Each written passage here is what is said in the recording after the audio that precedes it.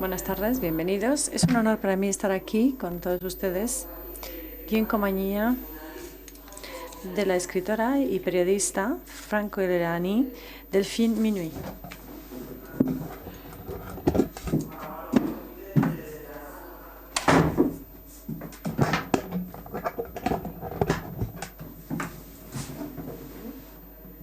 Ella ha vivido en Irán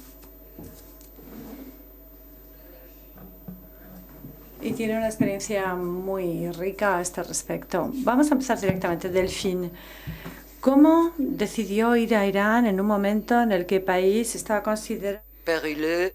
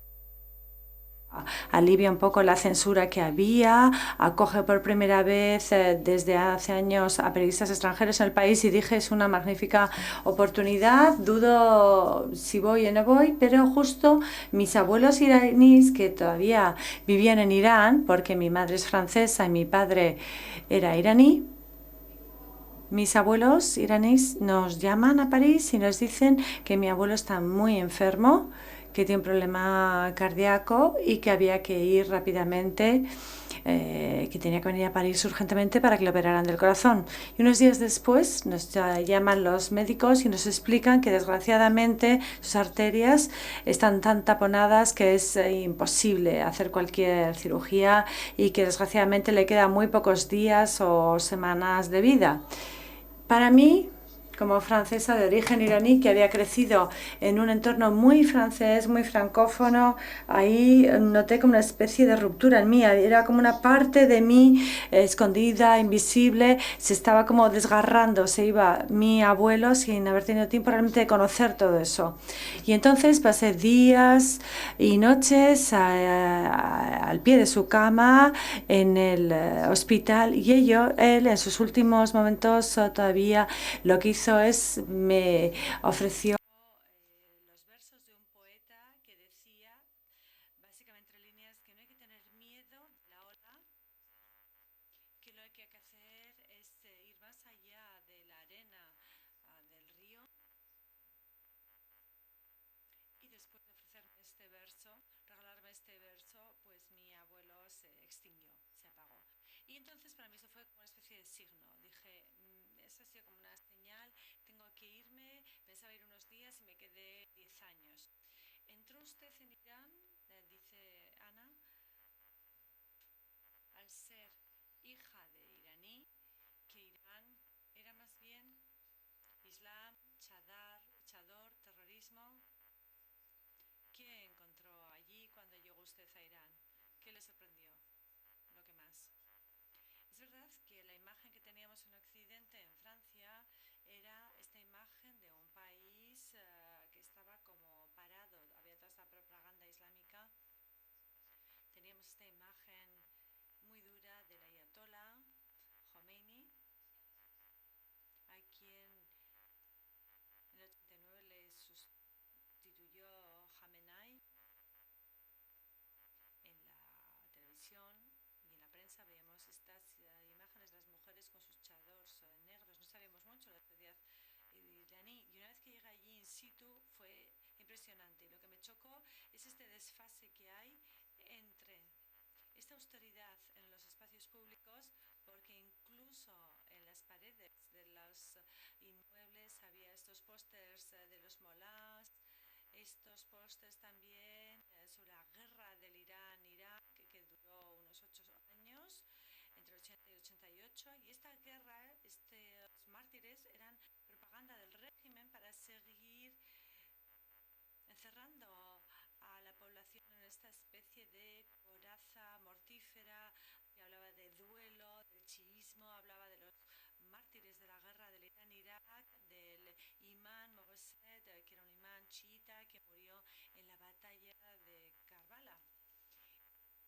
Y lo que a mí me chocó es que al ir conociendo y al descubrir la sociedad iraní, cuando uno abre esas puertas, entra a los espacios privados, ahí descubrí un universo totalmente distinto. Y ahí es donde yo rápidamente aprendí que los iraníes, sobre todo la nueva generación, vivía en una esquizofrenia total. Se comportan de una manera en la calle, las mujeres deben llevar el velo, es obligatorio, y de una manera totalmente distinta en las casas. O sea que el primer reflejo, cuando uno llega y les invita a uno a casa de un iraní, es bajarte el velo. Y hay perchas a la entrada de las casas que desbordan, ¿no?, de los pañuelos, chadors, etcétera. Y, o sea, eso quiere decir que es obligatorio que te pongas todo eso en la calle. Pero luego entras en el salón y se vive como en Occidente. Es un poco la escuela del apáñatelas como puedas. Es decir, todo vale siempre y cuando lo hagas a escondidas. Entonces hay una auténtica manera de vivir clandestina en Irán y eso es lo que me ha sorprendido. Basta con coger un teléfono móvil, marcar un número y podemos pedir las últimas películas de Hollywood, pedir una copia pirata que te traen, te puedes pedir también por teléfono alcohol, etcétera, pero hay unos códigos. Y esto lo aprende uno muy rápidamente en cuanto vive en Irán. Hay unos códigos de conducta que hay que aprender. Hay una pequeña minoría armeniana y son normalmente los traficantes de armenios a los que llamamos para que te traigan alcohol. Pero ¿cómo sabemos que no te están escuchando? Y entonces no pedimos vino blanco o vino tinto, pedimos zumo de cereza o zumo de melocotón. Y entonces alguien viene, toca a tu puerta y te aporta ese brebaje, tu bebida, que en una botella a veces es como de agua. Ana dice que quizás esto nace dada, bueno, tu experiencia vital, como después de este largo periodo complicado, donde hubo ciertos pasos hacia adelante y pasos hacia atrás, ¿cómo vive usted esto y cómo lo ha vivido esta sociedad? Bueno, en este momento dice Delfín que el 70% más o menos de la población tiene menos de 30 años, lo cual quiere decir que se trata de una sociedad que en su gran mayoría solamente ha conocido el régimen de los molás. Lo que es fascinante realmente es que muy rápidamente, desde los biberones, han aprendido y han integrado estos límites del sistema en su vida y han aprendido las técnicas que les permiten transgredirlas. Precisamente hay mucha cultura de la mentira en Irán. Desde que uno es muy pequeñito, desde que va al cole, uno sabe lo que le puede decir a la profesora o no. Si la profesora te hace una pregunta al final de una clase y te pregunta, ¿tu papá y tu mamá beben alcohol? El niño automáticamente sabe que tiene que contestar que no, si no pone en peligro a su familia. O sea que es una cultura de la mentira integrada, muy esquizofrénica. Pero lo que también me chocaba en esta nueva generación es que también lo que ha hecho esto es hacer que sean mucho más creativos. Por esto son más creativos, más valientes, muy resistentes también. Esto se ve muchísimo en las mujeres, incluso tienen que llevar este velo obligatorio. Con el paso de los años han conseguido transformarlo en una especie de objeto de coquetería y lo he podido observar cuando iba a Teherán. El fular con el paso de los años cada vez tiene más colores, se va llevando un poquito más hacia atrás, a veces un poquito transparente, a veces hay unas mechas que salen por delante, otras por detrás.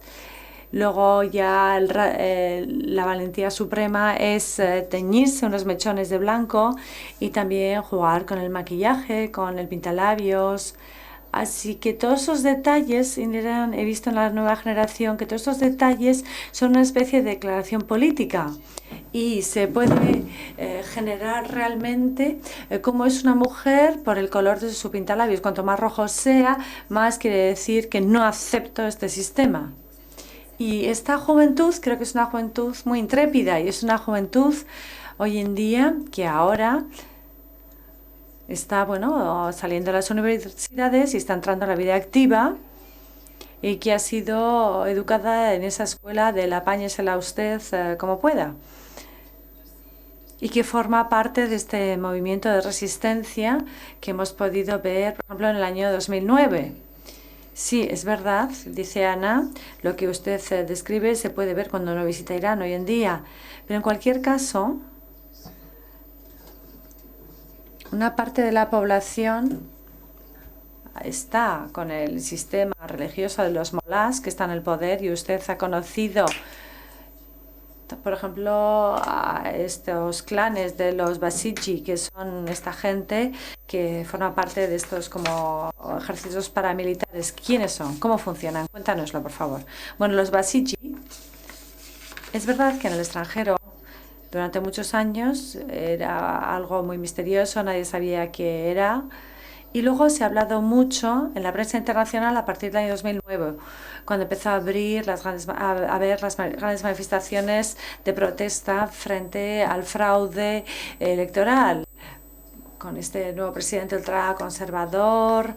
Y no sé si se acuerdan ustedes también de estos jóvenes con barba que iban a pegar a los manifestantes en las grandes reuniones de protesta.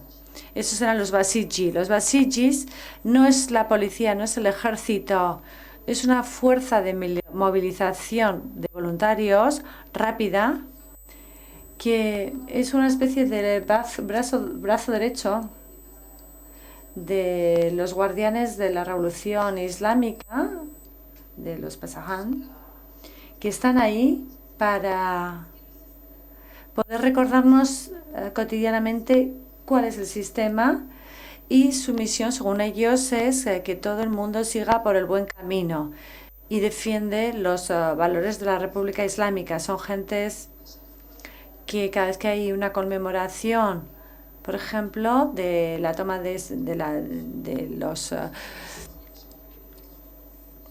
rehenes en la Embajada de América, pues siempre salen a la calle la gente, queman la bandera americana, una marioneta, como si fuera el cónsul, etcétera, y siempre hablan de muerte a América, ¿no?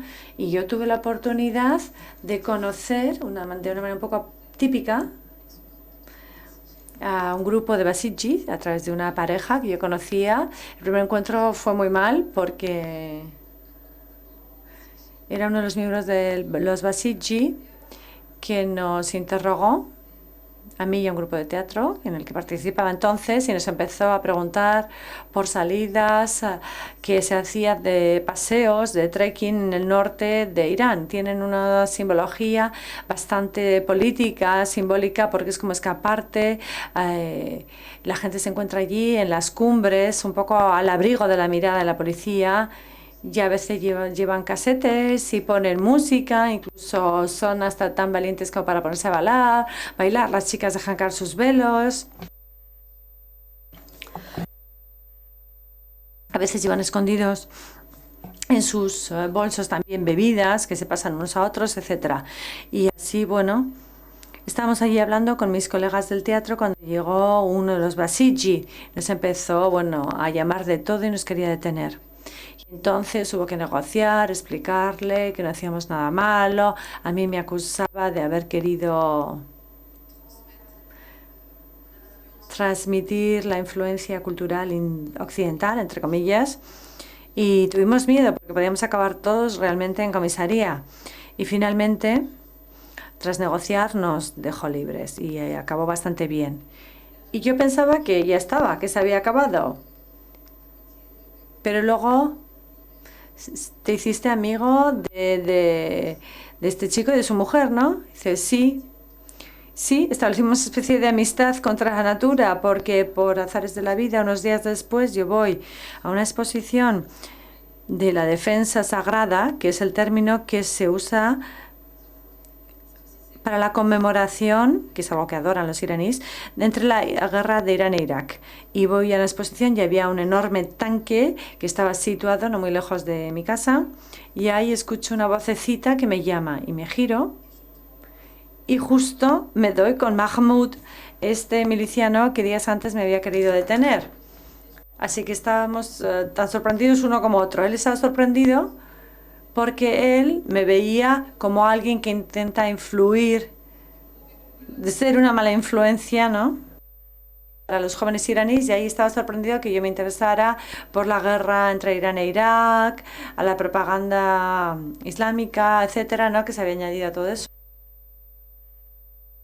Y así, de golpe, está como muy orgulloso y me propone una visita guiada. Y entonces me cuenta el mito del martirio, el traumatismo de esta guerra, el hecho que él mismo se considera como semimártir, entre comillas, porque su sueño era también ir a luchar, a combatir, pero era demasiado joven y se lo habían prohibido. O sea que él quería participar en esa guerra en Irak, pero no le dejaron. Y así, poco a poco, de una cosa a otra, acabamos dándonos los números de teléfono y un día me llamó para presentarme a su prometida, que luego se convirtió en su mujer, Fatemi. Y así, de una cosa a otra, pasamos a cenar en su casa y así entré en la intimidad realmente de esta pareja. Hablamos de las relaciones entre hombres y mujeres, dice Ana. Has dicho que las mujeres se han liberado en cierto grado, o por lo menos a nivel simbólico.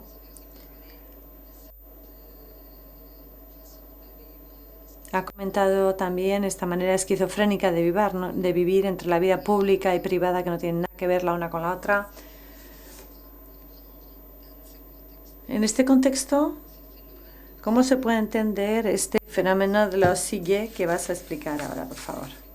Bueno, esto es algo que tiene que ver con la religión chiita.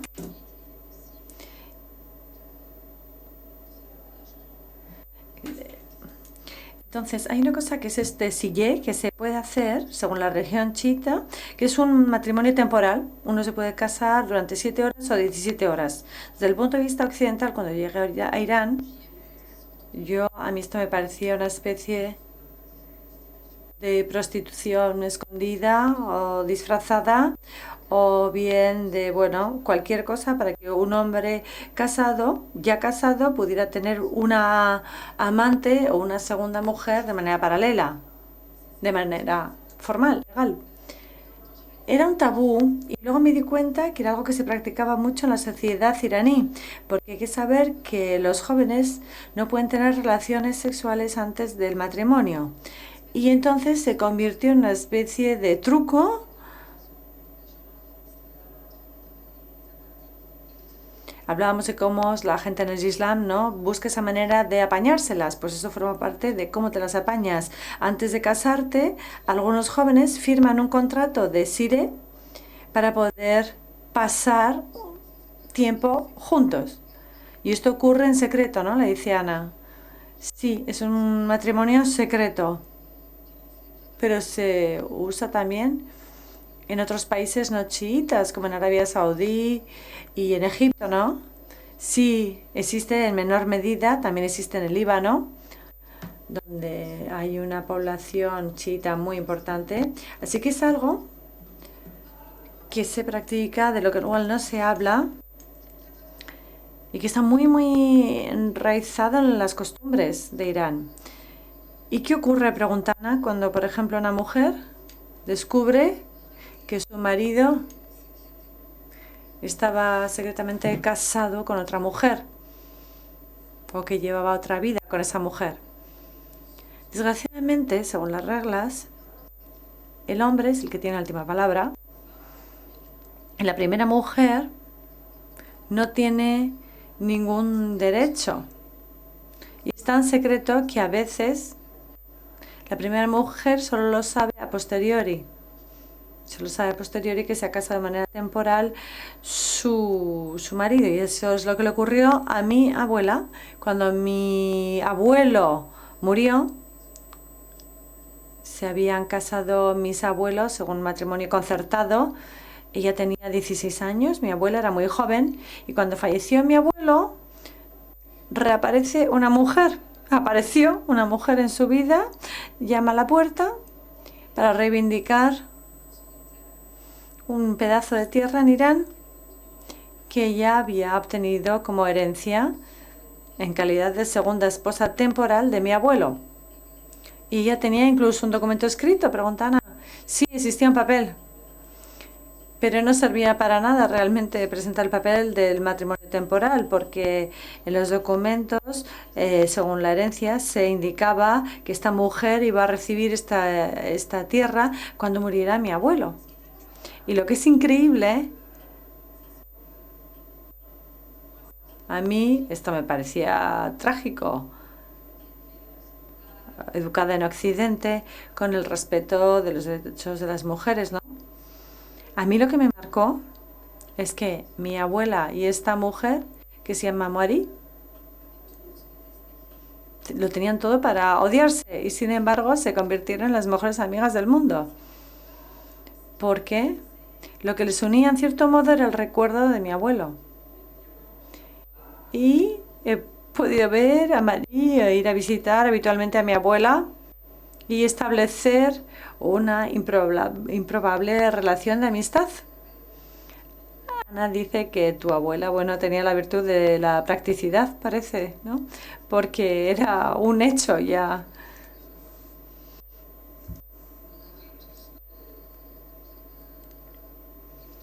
Tras la victoria, entre comillas, de Ahmadinejad, que fue denunciado por la oposición en el 2006, si no me equivoco, dice Ana, su primera elección fue en el 2004 y luego la reelección fue en el 2009. Ahí hubo un movimiento muy fuerte y muy masivo, muy valiente también, que fue duramente reprimido. ¿Qué ocurrió con todos esos movimientos que fueron considerados como una especie de revolución? Te acordarás de las mujeres que llevaban las banderas verdes, que era entonces el color del Islam, etcétera. ¿Qué ocurrió? ¿Se transformó en otra cosa todo esto? Bueno, lo que fue realmente chocante fue la perseverancia de estos movimientos, dice Delphine. La gente salía a las calles en cuanto empezaron a aparecer los resultados y desde el principio era evidente que se trataba de un fraude, porque se prolongó la hora hasta las 10 de la noche. Ya desde las 11 había rumores en la portada del periódico Kiran, que es el ultraconservador, que la portada estaba ya lista para anunciar la victoria triunfante de Mahmoud Ahmadinejad. Como en un país tan grande como Irán se pueden saber los resultados en una hora. Entonces empezó a surgir este rumor por toda la ciudad de que su principal opositor, Mirasun Usabir, lo que hizo es convocar a los medios de comunicación inmediatamente para anunciar el fraude, organizó una rueda de prensa una hora después.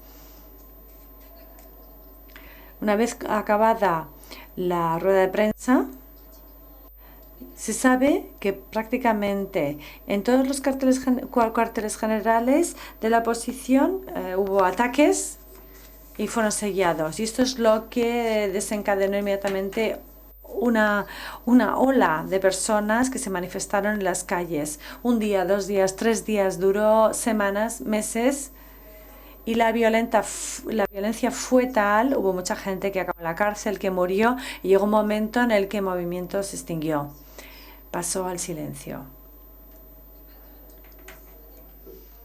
Esto no quiere decir, sin embargo, que el movimiento haya muerto, porque las semanas después hubo otros actos para demostrar que eso no se había acabado.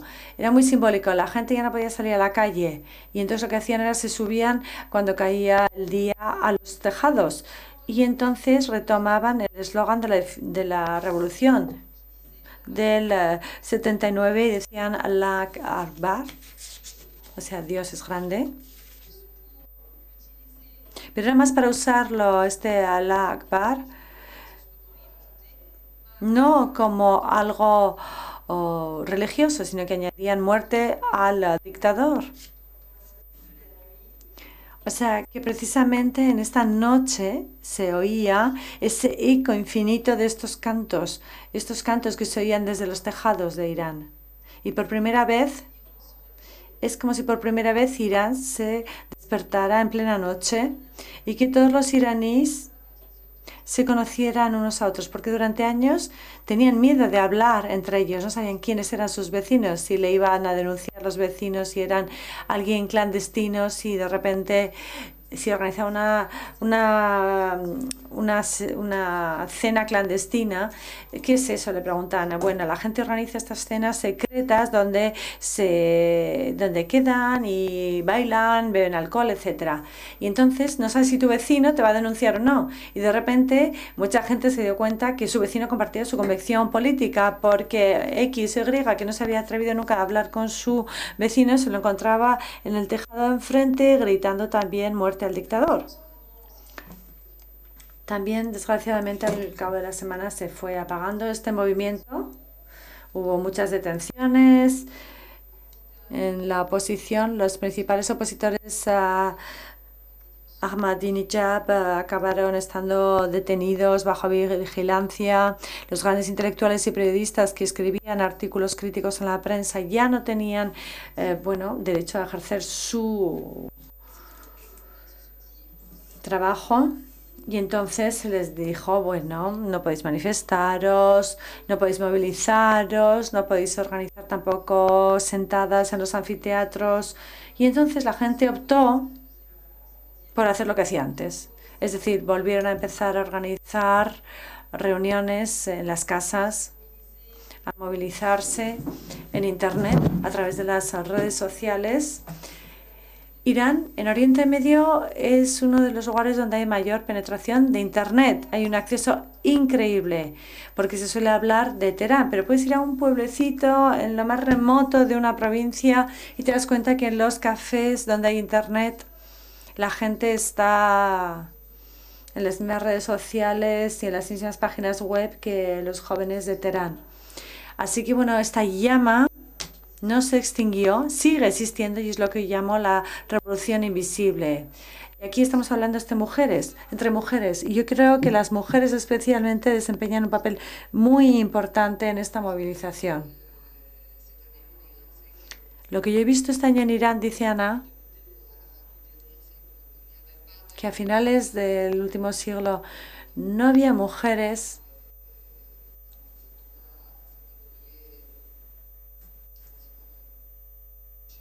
a las que pudiéramos ver comportarse como aquí. Sin embargo, en el ámbito del turismo yo he podido constatar que había muchas mujeres que trabajaban solas,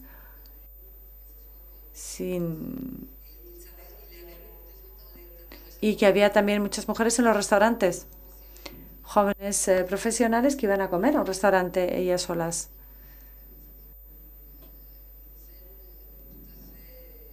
Y que era una escena como muy internacional o mundial, si me permites llamarlo así, ¿no?, entre comillas. Era una especie de sorpresa para mí encontrarme esto. Lo que veíamos era totalmente distinto a lo que yo había visto a comienzo de siglo o final del siglo anterior. ¿Ha habido modificaciones legislativas? ¿Ha cambiado el sistema? ¿O esto es el fruto de este deseo de liberarse?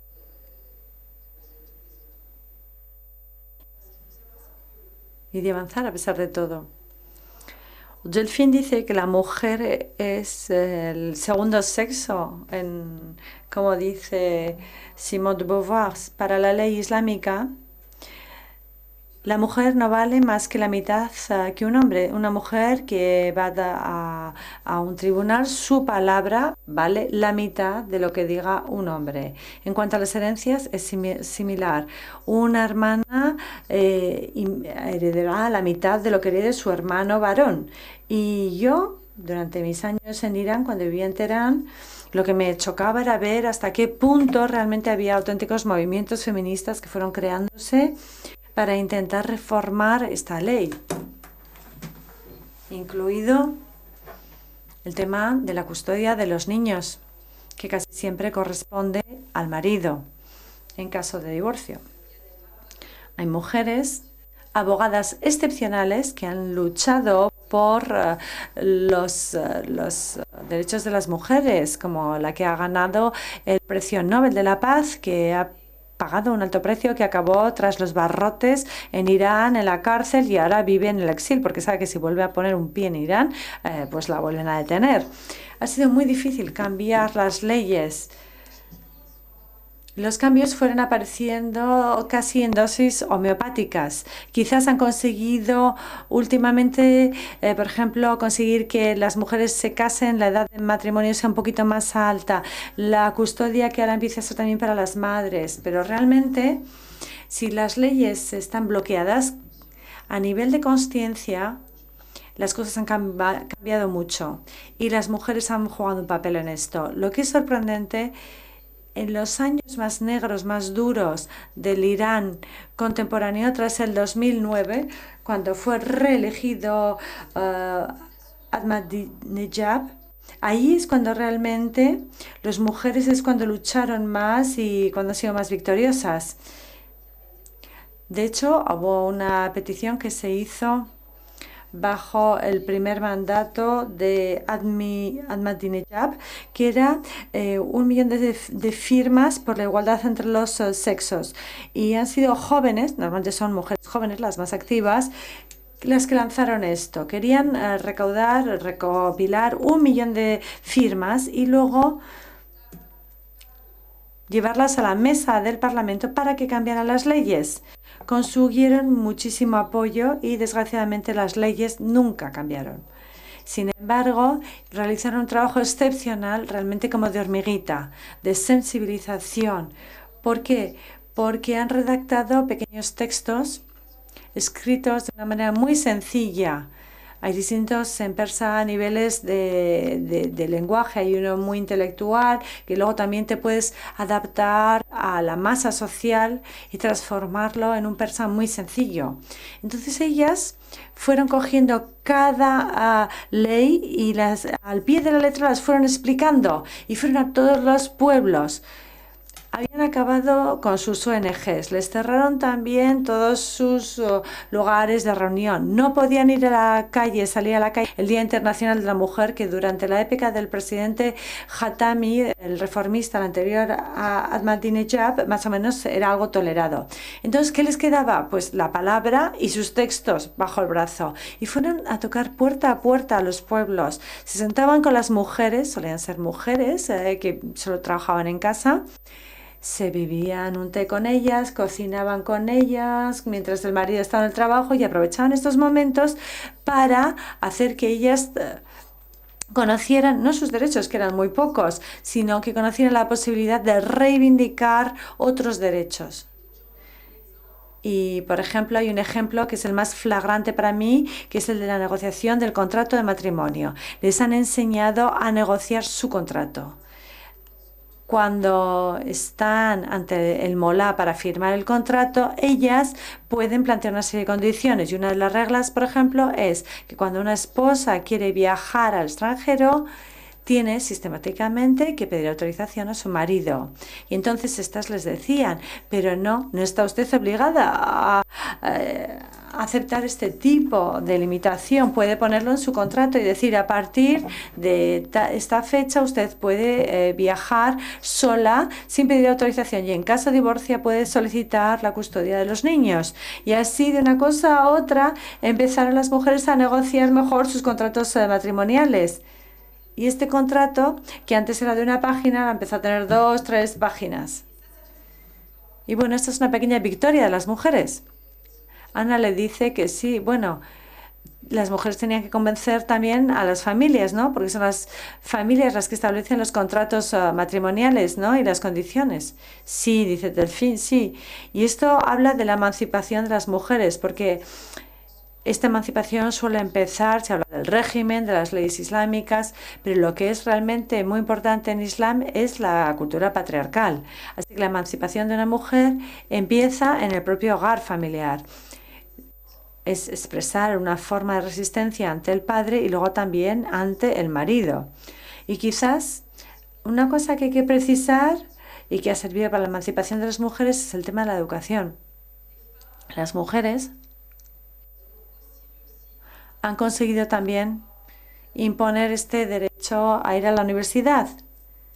Esto antes existía, ¿no, Ana? Dice Ana. No había ninguna prohibición de ir a las universidades, ¿no? Sí, siempre han tenido derecho a ir a la universidad, dice Delfín, pero los padres normalmente eran reticentes. Y según la cultura, y esto es más un tema de cultura patriarcal que religiosa, siempre se da preferencia a los hijos, se invierte en el hijo, se financia los estudios de los hijos. Les dejamos ir a la capital, a Teherán, se paga, bueno, su vivienda, el campus donde se quedan, etcétera, y no ocurre lo mismo con la hija, porque si haces esto no te queda dinero para pagar la educación de las hijas. Y las hijas empezaron a luchar por poder ir a la universidad. Hoy en día el 60% de los estudiantes en Irán son estudiantes mujeres. Hay más mujeres que hombres en las universidades estudiando. Durante años, dice Ana, incluso hoy en día, tenemos la idea de que el chiismo es la forma radical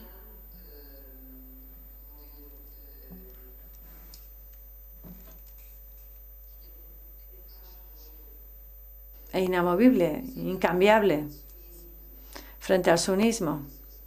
¿Qué nos puedes decir al respecto? Pues yo en Irán descubrí lo contrario, dice Delfín. Con lo que ocurrió durante la revolución del 79, con la subida al poder de los religiosos, está claro, era la realidad. Irán, este Irán chiita, era también un país que apoyaba el terrorismo. Han apoyado, incluso han creado los iraníes Hezbollah, el Hezbollah libanés. Ellos son quienes han cometido atentados, incluso en Francia, en París. Entonces había esta imagen. ¿Qué atentado? Pregunta Ana. ¿El de metro? Sí, el año 90, más o menos, esos atentados. Sí, nos acordamos de esta forma extrema de chiismo también a través de la fatwa que se pronunció directamente, el ayatolá Khomeini contra Salman Rushdie, que había escrito los versos satánicos y le condenaron a muerte. Incluso había una recompensa. Se ofrecía una recompensa incluso muy alta a su potencial asesino. Esta era la imagen que teníamos del chiismo. Y yo lo que descubrí en Irán, que si uno se interesa por los auténticos textos auténticos del chiismo, esta religión anima lo que llamamos l'ishtihar. L'ishtihar es la interpretación de los textos religiosos. Y entonces yo me encontré hablando con ayatolás reformistas, irónicamente o paradójicamente, diría yo, en la ciudad de Qom, que es muy religiosa. Khomeini había redactado un poco el plan de este programa político religioso. Y en este mismo pueblo es donde, o esta misma ciudad, es donde hoy están los ayatolás, los más reformistas, que intentan cambiar los textos, a partir del principio de que el chiismo tiene que adaptarse a la modernidad. Así que hay ayatolás hoy en día que pronuncian fatwas no negativas, sino positivas, y que dicen, por ejemplo, el fular no tiene que ser un velo obligatorio, porque de hecho una fatwa, dice Ana, es como una especie de sentencia jurídica sobre, es un decreto religioso, dice efectivamente Delfín, sí, sobre temas personales, como tú dices, Ana. Es una manera de cómo ve un ayatolá, que es la persona que tiene el papel más elevado en la religión y que puede entonces permitirse ser como un gran asesor, un gran consejero para guiar a los fieles hacia una vía más apropiada a sus necesidades y a sus demandas. Esta evolución tras la Revolución Islámica, dice Ana, tú hablas de estos teólogos, entre comillas, que no están tan apegados al conservadurismo del régimen, etcétera, ¿no? En el libro hay historias también muy divertidas, como la entrevista con el hijo de Ayatollah Khomeini, donde te dice que el deseo de libertad del pueblo iraní es tan fuerte que él estaría incluso dispuesto a que hubiera una invasión americana. El nieto, perdón, del Ayatollah Khomeini, ¿no? Es curioso, es muy revelador de este cambio generacional y de esta capacidad increíble que también me ha marcado mucho a mí en Irán. Esta capacidad increíble en el seno de la clase política de renovarse. Lo que he descubierto es que con el paso de los años, los conservadores de antaño ahora son los reformistas de hoy en día, o los hijos de los líderes de la República Islámica se han convertido en los disidentes más comprometidos. Por ejemplo, pienso en el ayatollah Rafsanjani, que ha sido uno de los presidentes de la República iraní, que en secreto hoy acaricia el sueño de un día conseguirse en el nuevo ayatollah, en el nuevo líder supremo, que, sustituye a Khamenei. Su hija, Zahra Khamenei, es una de las mujeres más comprometidas a nivel de feminismo militante y dirigía, de hecho, durante un periódico que se ha considerado tan duro que se lo cerraron, tan reformista que lo cerraron. Pero en cuanto al nieto del ayatollah, como dices, tras la invasión americana en Irán en el año 2003, yo estaba como periodista en Teherán y entonces tengo que ir a Bagdad, y ahí hablando con gente distinta, yo me entero de que está en Bagdad el nieto de Khomeini y entonces pido una entrevista. Yo pensaba que precisamente iba a hablar de chiismo, porque se sabe también perfectamente bien que en Irak hay como dos grandes ciudades, Karbala y Najaf, que defienden mucho el chiismo. Y sin embargo, él vino con un discurso muy político y era también este momento en el que había tantos rumores. Hay que situar las cosas en su contexto. Era la época de George Bush en Estados Unidos, que decía, ya está, hemos acabado con los talibanes en Afganistán. Ahora vamos a Irak y el próximo, next one, va a ser Irán, porque había puesto en su lista del eje del mal a Irán. Y de repente el nieto dice, pues yo estoy totalmente de acuerdo con las palabras de George Bush. Estaría muy bien que entren tropas americanas y que así nos desembaracemos ya de una vez por todas del régimen creado por mi abuelo. Y claro, tiene un precio. Hablamos de este valor y de esta audacia, ¿no? Volvió a Irán, pero lo dejaron súper marginalizado. Sí, intentó presentarse como candidato, ¿no? Dice Ana. No, su hermano, le dice Dolphin. No, su primo es el que intentó presentarse, Hassan Khomeini, que sigue un poco más la línea del sistema, por así decirlo. Es quizás menos disgresor que el otro. Porque realmente después del viaje a Bagdad, incluso fue a Washington para reunirse con el hijo del último Shah de Irán. Con lo cual, muy, muy comprometido este nieto de Khomeini, como podéis ver. Y luego hablemos de este sistema, de este mandato.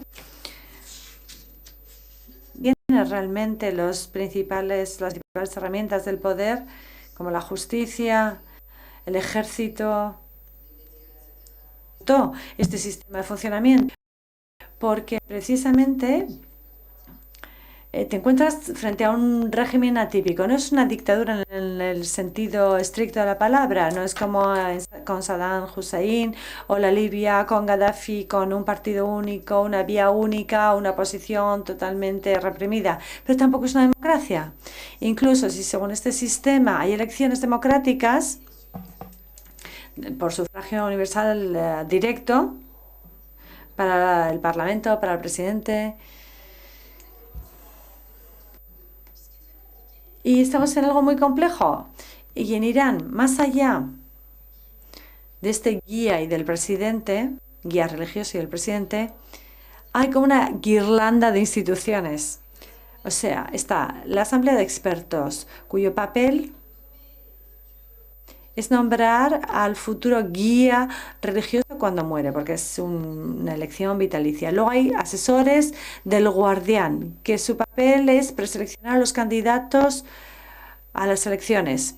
Luego está el Consejo de Discernimiento, que está ahí para decidir si hay un desacuerdo entre el Parlamento y el guía religioso, son los que deciden. Luego está el ejército, luego está la policía, pero hay también un ejército que son los guardianes de la revolución, que antes comentábamos, y luego están también los milicianos Basiji, que mencionábamos. Así que es muy complicado. Desde el principio, esto ha protegido de un golpe de Estado al sistema, porque si son los Basijis los que atacan, son los guardianes de la revolución los que defienden el sistema. O sea que así el sistema está muy bloqueado. ¿Es reformable? Esa es la gran pregunta. Bueno, lo que es interesante es que quizás no es transformable de momento, pero en algún momento va a llegar esta pregunta. Quizás cuando muera el guía supremo. Esto puede ocurrir, dice Ana, como es tan mayor. Sí, en cualquier momento, dice Delfín. Bueno, tiene 77 años, pero tiene cáncer de próstata. Se sabe ya que tenía problemas también de salud. Y lo que es revelador es que ha habido un momento de reflexión a este respecto. Y una vez más, este movimiento procede de este ámbito reformista religioso. Y hay todo un grupo en este momento que habla de la idea de sustituir a este guía supremo por una especie de consejo de supervisión colegiado, para que tenga más poder el presidente, elegido por sufragio universal directo, y ceder este poder del guía a un consejo que iba a ser más como un órgano de supervisión. Y luego está todo el debate de la sucesión de este guía. ¿Quién va a ser el que va a sustituir a este guía religioso? Hablando de la influencia de Irán en la religión, dice Ana, hemos visto lo que ocurrió tras la revolución, precisamente cómo se ha creado Hezbollah, que es una especie de Estado dentro del propio Estado en Líbano. ¿Cómo ves hoy en día el papel de Líbano en esta región? Desde hace años, dice Delfín, es verdad que los iraníes nunca lo han escondido, siempre han apoyado al Hezbollah libanés, pero era un apoyo un poco más sutil. Durante años Irán, y lo sigue haciendo, ha apoyado también a Hamas, el Hamas en Palestina, en su apoyo a lo que llaman la lucha contra el Estado de Israel. Y con el paso de los años ha generado también este eje de la resistencia, que era Irán, Hezbollah, Hamas y también el régimen sirio. Bashar al-Assad ha sido siempre unos grandes aliados de Irán. Y luego ha habido siempre injerencias un poco a la sombra. Los iraníes, saben ustedes, que siempre estaban muy activos en Yemen, apoyaban a la minoría Houthi, que es un grupo de los chiitas. Y desde el comienzo de la revolución en Siria y la retoma del poder por parte, ¿no?, del gobierno sirio, ahí abiertamente ahora reconocen que trabajan activamente sobre el terreno en Siria. Mandan asesores, guardianes de la revolución, mercenarios, reclutan mercenarios entre los afganos refugiados en Irán. Y lo que es flagrante es que hoy en día, además, reconocen esta presencia. Y hace 2 o 3 días leía en la prensa iraní y han dado una cifra impresionante. Han dicho que habían perdido a fecha de hoy a 1000 combatientes en esta guerra en Siria. Y esto lleva 4 o 5 años, dice Ana, ¿no? Y es verdad también que los iraníes han sido llamados también por el Estado sirio para que les ayude a luchar contra el terrorismo, según lo que dice Damasco, ¿no? O sea, son aliados formales, ¿no? Sí, eso es, dice Delfín. Su intención, por así decirlo, podría parecer legítima y honesta. Es decir, esta idea de enfrentarse a esta amenaza yihadista, extremista, sunita, ¿no?, del Estado Islámico. E Irán se ha involucrado abiertamente en esta lucha. Lo que es lamentable, sin embargo, es que en nombre de esta lucha estén totalmente cegados ante la realidad de la situación siria. El régimen de Damasco quiere vender hoy en día de que eso, bien el régimen, o tienes la opción de o régimen o terrorismo, y olvidamos a la oposición siria moderada, que sigue existiendo, pero que ya no tiene ningún reconocimiento. Volviendo a Irán, dice Ana, y a los asuntos domésticos,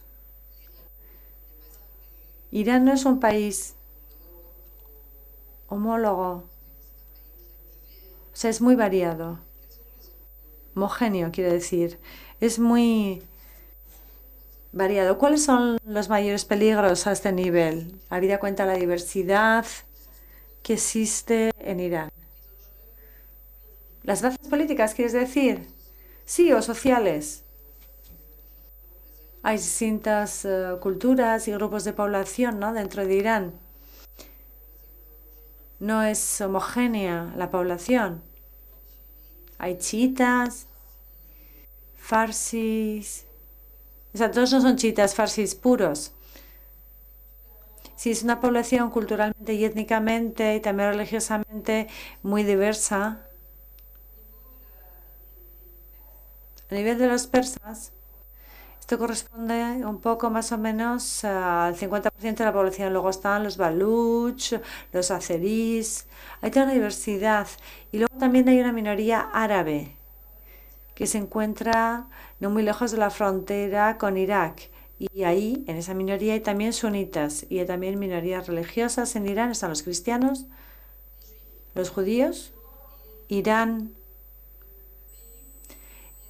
es el país de Oriente Medio donde hay una minoría más grande judía. Luego había, dice Ana, la minoría judía. Hay muchos que se han ido, ¿no? La mayoría se han ido, ¿no? Sí, lo que es sorprendente es que todavía quedan muchos en Irán. No sé si cuando has ido a Irán has podido ir a Shiraz, donde hay muchas sinagogas. La comunidad judía puede ir y seguir practicando su culto. Y son las paradojas de Irán. Tiene como este barniz chiita, que está omnipresente. Luego las minorías, las mujeres de las minorías religiosas se ven obligadas a llevar el velo, pero a la vez esas minorías, cada una tiene un representante en el Parlamento. Uno judío, otro cristiano, otro eurustiano, que es la religión auténtica de los que están en más dificultades son los Bahá'í en este momento.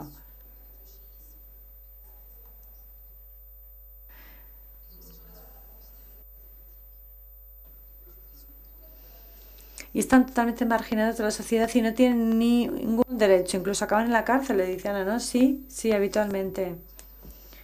Viven a la sombra totalmente, no pueden ir a estudiar en las universidades.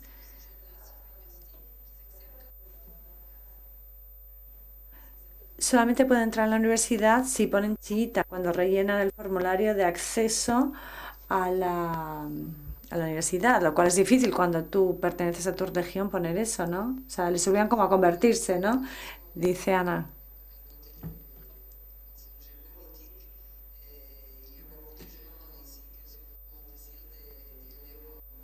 Hay mucha gente quizás que quiere ir a Irán, aquí. En el libro hablas de algo que es muy iraní, que es taraf. ¿Qué es el taraf?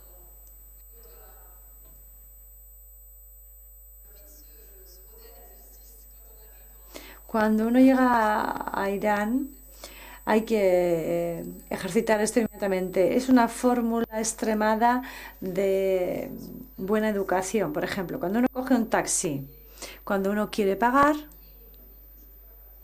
el conductor dice no, no, de nada, no cuesta nada, no pague, etcétera. Pero es muy complejo, porque uno insiste una vez, dos veces, tres veces. Y al principio, cuando uno no entiende este código de discusión, de lenguaje, dice qué majo, qué caballero, y te vas. Y luego dice, no, no, no, no, ven, ven, paga. Son 10.000 o 20.000. Son estas fórmulas como de muy floridas, de extremada educación, también se usan en el lenguaje cotidiano, está muy vinculado a ese lenguaje de la poesía, esto muy florido, cuando uno va a comer a casa de alguien te invitan a cenar y siempre hay que colmar al, al anfitrión de 2.000 fórmulas de agradecimiento, que tu mano nunca esté mal, porque ha pasado, no te duele la mano, o le dices a la mujer que ha pasado horas cocinando. Hay otra fórmula para decir que realmente, bueno, reconocemos mucho lo que usted hace. Dice, yo soy el Volvo bajo la suela de tus zapatos, como para explicar, ¿no? Que estás a sus pies, o para decir que tienes ganas de ver a alguien, le dices, mi corazón está realmente compungido. Son todas formas como de educación que se utilizan en este lenguaje cotidiano de todos los días de Irán. Hablas aquí ahora de lenguajes, de idiomas, has trabajado como periodista, decía Ana, y has tenido problemas, ¿no? Entonces, ¿cuáles han sido los momentos de mayor peligro que has vivido ejerciendo el periodismo en Irán? Lo que ha sido difícil, dice Delfín, y suelo insistir mucho en esto, muchas veces me preguntan esto, lo más duro para mí, lo más difícil era ser periodista, más que ser mujer. La paradoja dice que, bueno, en Irán cuando uno viene desde el extranjero y es mujer, finalmente, si aceptas, entre comillas, el pasaporte que es el velo, puedes hacer lo que quieras, porque pasas a estar como asexuada, entre comillas. Y a veces es una ventaja ser mujer, puedes ir a conocer ayatolás que, como ahora eres invisible, se encuentran contigo, puedes acceder también a las esferas del mundo femenino, donde no tienen acceso nuestros confrères masculinos. Y creo que son muy importantes precisamente para entender la sociedad iraní, porque está muy segregada. En el autobús está la parte hombres, mujeres. Todavía hoy en día dice Ana, sí, y en el metro hay parte hombre, parte mujeres. Cuando te invitan a las bodas tradicionales está la zona para mujeres, la zona para hombres. Pero los cines y restaurantes, no. Eso ya es algo del pasado, ¿no? Bueno, en algunos cines, dice Delfín, en algunos pueblos más conservadores, sí. O en ciertos conciertos de música. Las mujeres no tienen derecho de cantar en solitario, recuérdenlo. Y es el único momento en el que pueden cantar cuando tienen un público femenino. Pero volviendo al tema del oficio de periodista, ahí he tenido muchas dificultades. Hay una censura muy presente. No es una censura que ejerzan de antemano, sino que si escribes algo que no gusta al sistema, inmediatamente te lo hacen entender. Es decir, que tus reportajes, tus entrevistas, dice Ana, están supervisadas. O sea, antes de enviarlas al periódico, las revisaba alguien. Bueno, esto ocurre en muchos regímenes autoritarios, dice Dolphin. Yo estoy convencida de que escuchaban mi móvil, que estaba pinchado, que sabían lo que hacía y dónde iba. Entonces, cuando uno vive en un país así, esto es así hasta tal punto que uno genera sus propias tretas. Por ejemplo, si va a hacer una entrevista muy sensible, muy delicada, no lleva el portátil, porque ahí pueden tener con el sistema GPS, pueden saber dónde estás, pueden escuchar lo que dices teniendo un teléfono móvil. Lo que ha sido más difícil para mí es que el servicio de investigación me llamara constantemente, que te llaman y hay que, pasar el trance, porque te llaman y no te llaman, incluso te amenazan, no te llaman para reunirte en un café, tomarte un cafecito y hablar, no, es algo en lugares que parecen un poco como cárceles, muy austeros, donde desde que uno llega lo primero que tienes que hacer es dar tu móvil, tus documentos de identidad, para que tengas miedo. Además,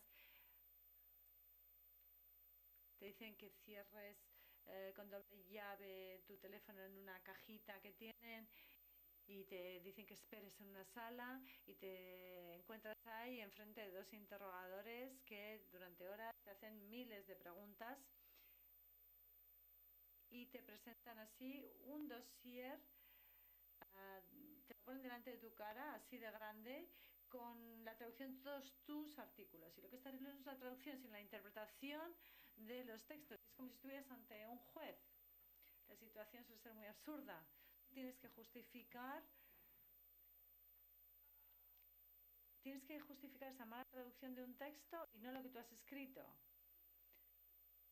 Y finalmente te amenazan y te dicen, si no revisas tu discurso, si no haces un mea culpa, acabas en un tribunal y puedes ser condenado a cárcel.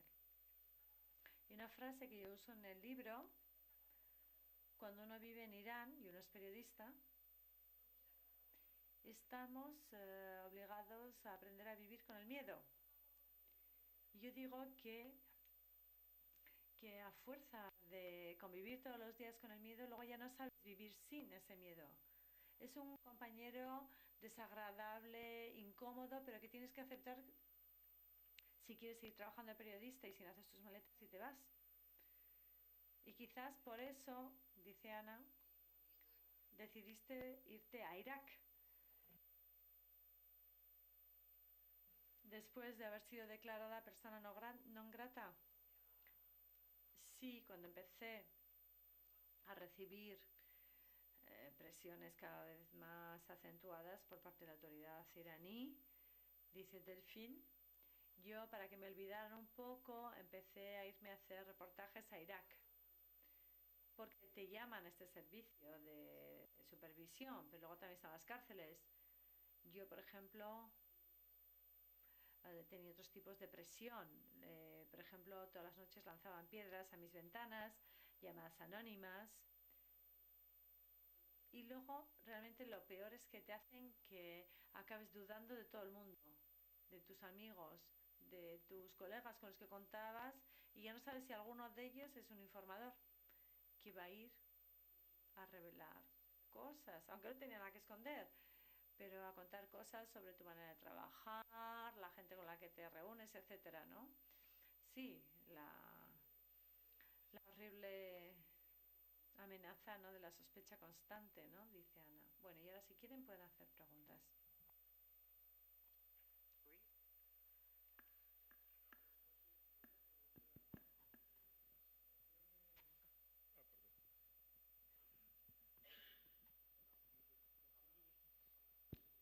Sí.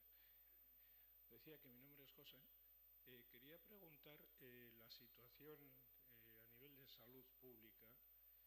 Creo recordar que antes de la invasión de Irak hubo un aislamiento muy fuerte para no obtener medicamentos, etc. Me gustaría saber cómo está la situación en Irán en estos momentos.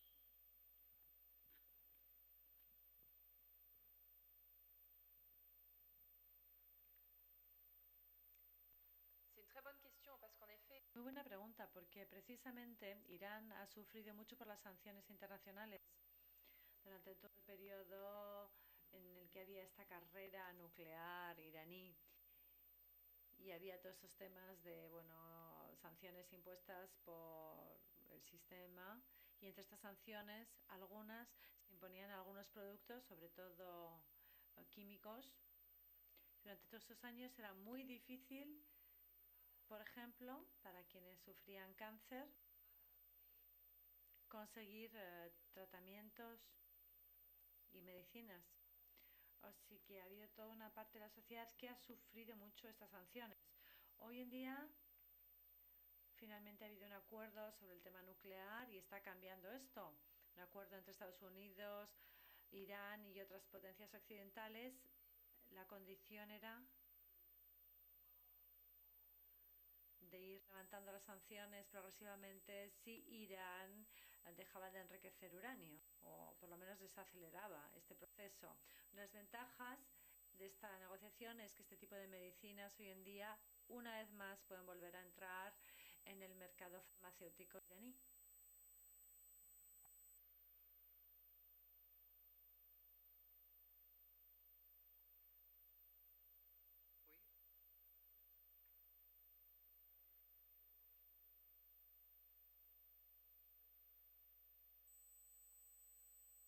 Utilicen el micro, por favor.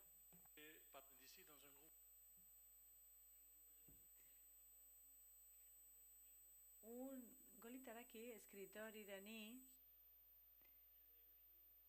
escribió en francés. Es algo que yo he encontrado maravilloso, pero no está traducido a español. Su obra no está traducida. Sé que escribió en persa, en inglés, en francés. ¿Nos puedes hablar un poco sobre las escritoras iraníes, o están totalmente acalladas, viven en la oscuridad? Genial que hayas mencionado a Golit Tagit. Era una escritora excepcional que ha muerto hace unos escasos años, que escribía en persa y escribía muchas noticias más que novelas. Era muy simbólica en todo lo que era el ámbito feminista. Tuvo una producción muy rica sobre el ámbito femenino y las mujeres. Eran escritos que normalmente son muy comprometidos y que entre líneas, entre filigranas, evocan temas políticos, y aprovecha también para evocar la difícil situación de las mujeres en Irán. Estoy pensando en otra escritora, Zoya Pirsad. No sé si ha sido traducida a español, sí que ha sido traducida a francés. Y es increíble también, porque lo que es interesante es que se interesa por lo que yo llamo las mujeres de abajo. No se interesa por las intelectuales, sino que cuenta muchísimas historias cotidianas de las mujeres que se quedan en casa. En una de las novelas, la heroína es una mujer que se queda todo el día en casa y que mira por la ventana todo el día, y a través de la mirada de esta mujer se aprenden muchísimas cosas sobre la sociedad iraní, sobre todo sobre la sociedad en femenino. Y hay muchas poetisas estupendas iraníes. Estoy pensando en una poetisa que también murió el año pasado, desgraciadamente, Simin Bebaroni, que no ha sido traducida ni siquiera a francés, y espero, mi sueño es convencer a editores para que la traduzcan. Es un auténtico icono esta mujer, una mujer de una cierta edad. Cuando las iraníes empezaron a organizar manifestaciones, corriendo muchísimo riesgo en el corazón de Teherán, el Día Internacional de la Mujer, siempre iba a la cabeza de la manifestación, hasta tal punto que fue detenida en una de estas manifestaciones. Y hay una anécdota interesante porque fue detenida, se encontraba detrás de los barrotes y cuando la persona que se suponía que tenía que en la cárcel llevarle la comida y vigilarle, cuando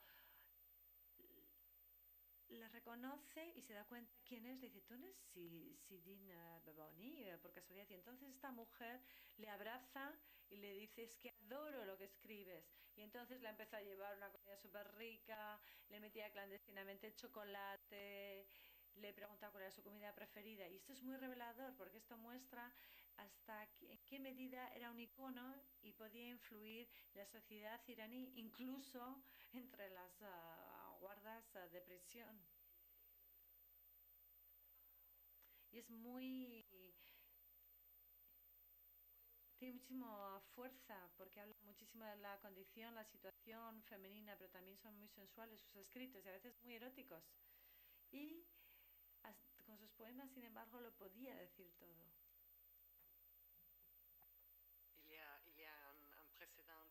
Hay un precedente muy conocido de este tipo de poesía tan sensual e inesperada, Farroushed.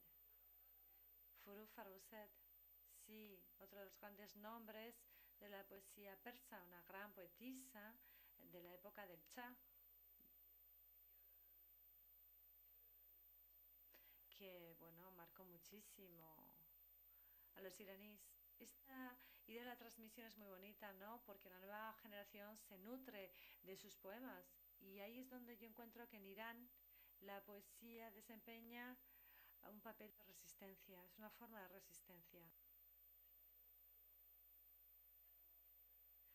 Todos los iraníes conocen la poesía. Cualquiera que te encuentres en la calle es capaz de recitar muchos poemas de memoria. Incluso el que está vendiendo en la calle.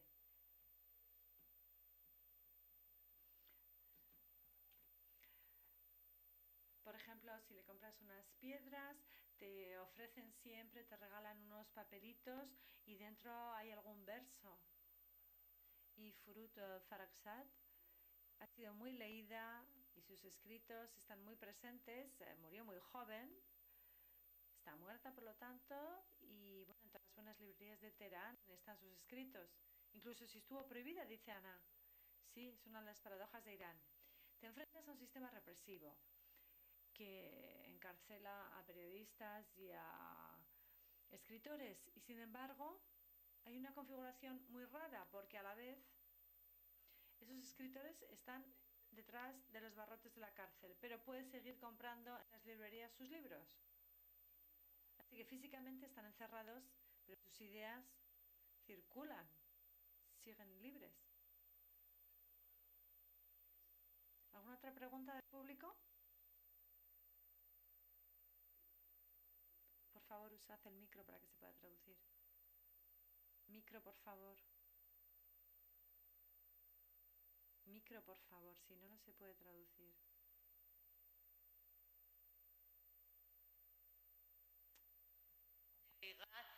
De le faire.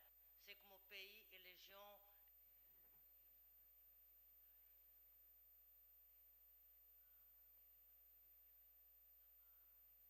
Las mujeres, los niños, las familias, todos hablaban en inglés.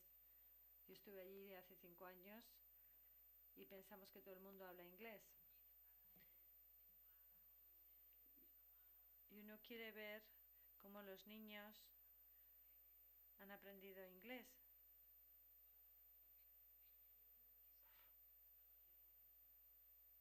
Yo voy a hacer una pregunta en español. El persa, ante el gobierno que es islamista y cada vez intenta más, meter la cultura árabe en el país, el persa en sí, ¿cómo lo siente? ¿Cómo lo vive?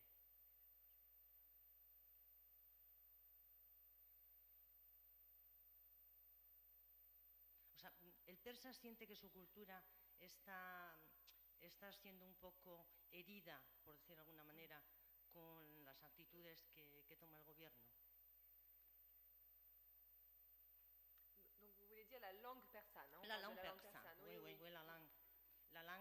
ou la culture. Bueno, la C'est culture. vrai que à partir du moment où les... En cuanto a las religiones han tomado el poder, para ellos la referencia es el Corán. La lengua del Corán es el árabe. Entonces, se han mostrado muy orgullosos de dominar perfectamente el árabe e introducir cada vez más palabras árabes en las conversaciones cotidianas, incluso en los periódicos y también en las noticias, es decir, en los telediarios. Todos los telediarios empiezan con una fórmula que es en nombre de Dios, todo misericordioso, etc. Y esto se dice en árabe ahora y luego se empieza a hablar en persa.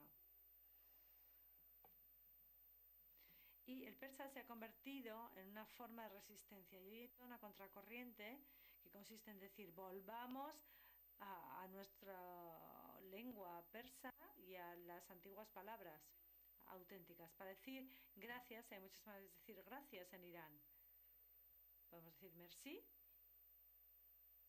gracias, pero también se suele usar tashakor, tashakor mikona. Y la raíz es árabe, viene de shokran. Cuando uno conoce a alguien, puede juzgar su tendencia política por su manera de hablar. Cuando uno conoce a alguien y que te dice para decir gracias, sepos gosaram, que es la palabra auténtica persa, sabes que es alguien que está contra el régimen inmediatamente. Y luego hay todo un movimiento de resistencia a través de la elección de los nombres de los hijos cuando nacen. En la Revolución Islámica hubo toda una gran variedad de nombres como Fátima, Abbas.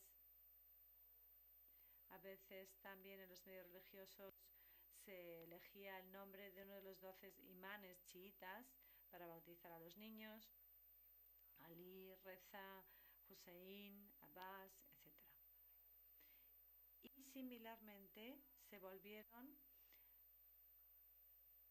los que estaban en contra de esta islamización o arabización, volvieron, como decía, a beber de esta obra tan importante para la cultura persa, que es el libro de los reyes, de Ferdowsi, gran poeta iraní.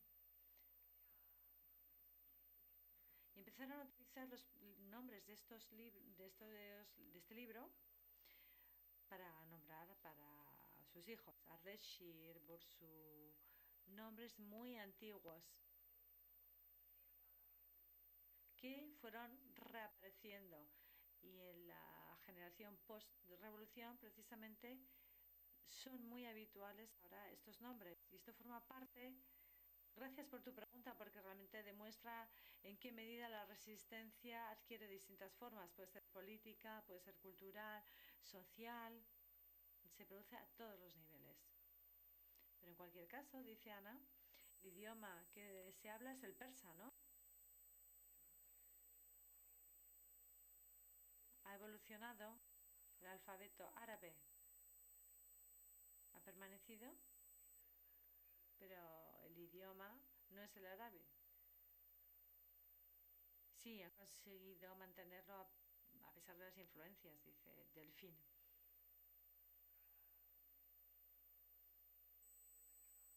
Sí, pero el corpus del idioma árabe en el persa está muy presente también, ¿no? Es decir, la terminología política o religiosa, evidentemente, eso es comprensible. Hoy se calcula, dice Delfín, un 30-35% de presencia de palabras árabes en el persa. Incluso si los defensores del persa auténtico dicen que por cada palabra árabe hoy presente en el iraní hay un equivalente persa, o sea que si quieren podrían utilizar todas las palabras en persa.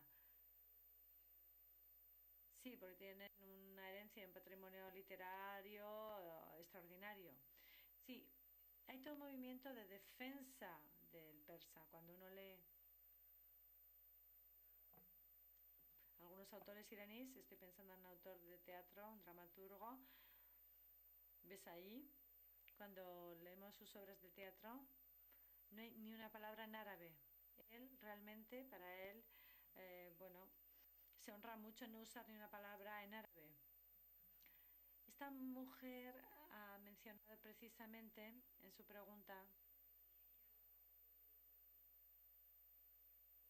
cómo en la población en general los árabes no están bien vistos, ¿no?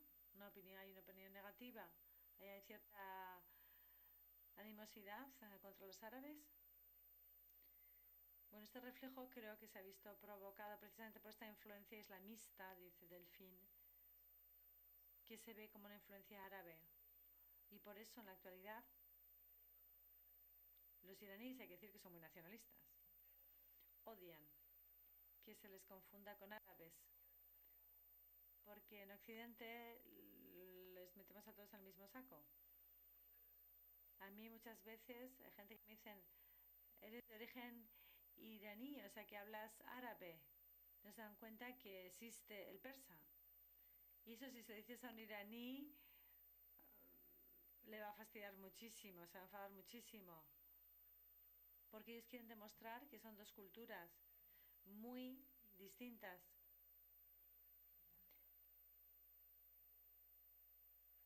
Y las prácticas culturales son también muy distintas.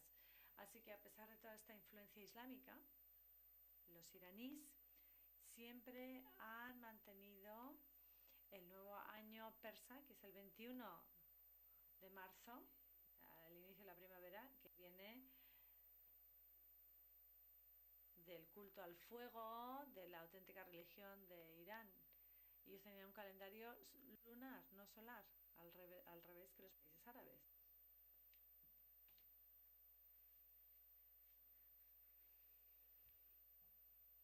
Micrófono, por favor, si no, no se puede traducir ni nada. Por favor, micrófono. Rogamos que esperen hasta tener el micro. Yo querría preguntar qué incidencia tiene la mujer, qué presencia tiene la mujer en el mundo laboral en cuanto a profesiones liberales, ejercicio de la abogacía, medicina, periodismo, en fin, ¿cómo estamos ahí?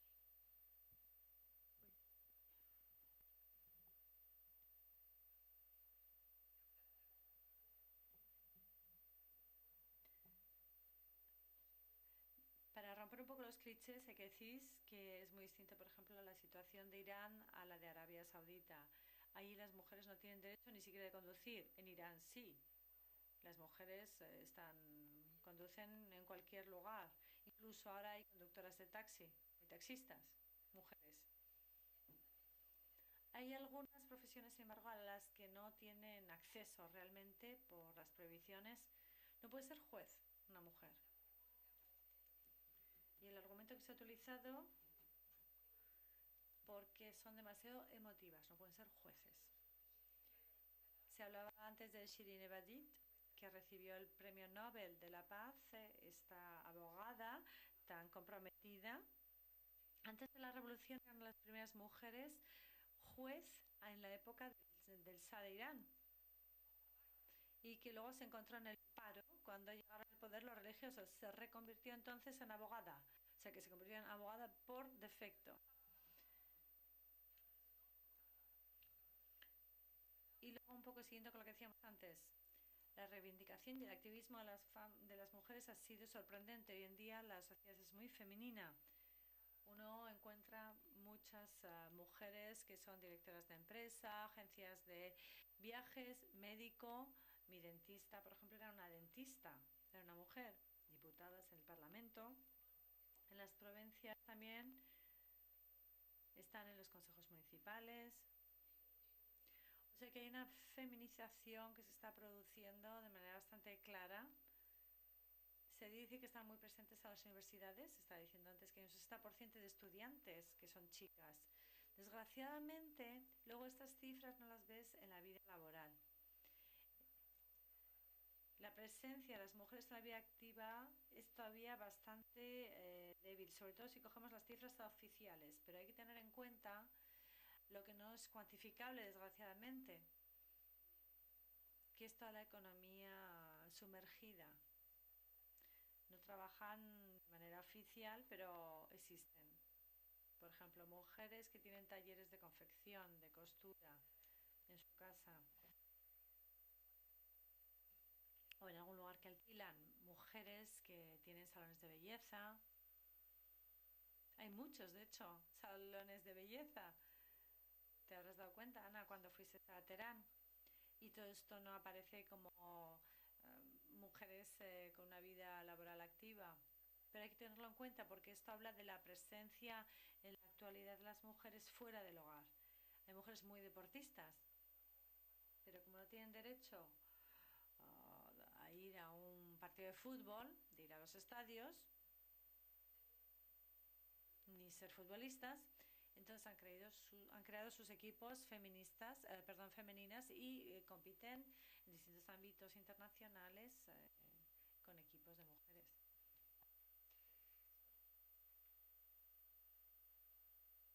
Plus des questions? Bon, je crois que s'il n'y a pas de questions. Si no hay más preguntas, vamos a concluir aquí. Muchísimas gracias. Lo voy a intentar en persa.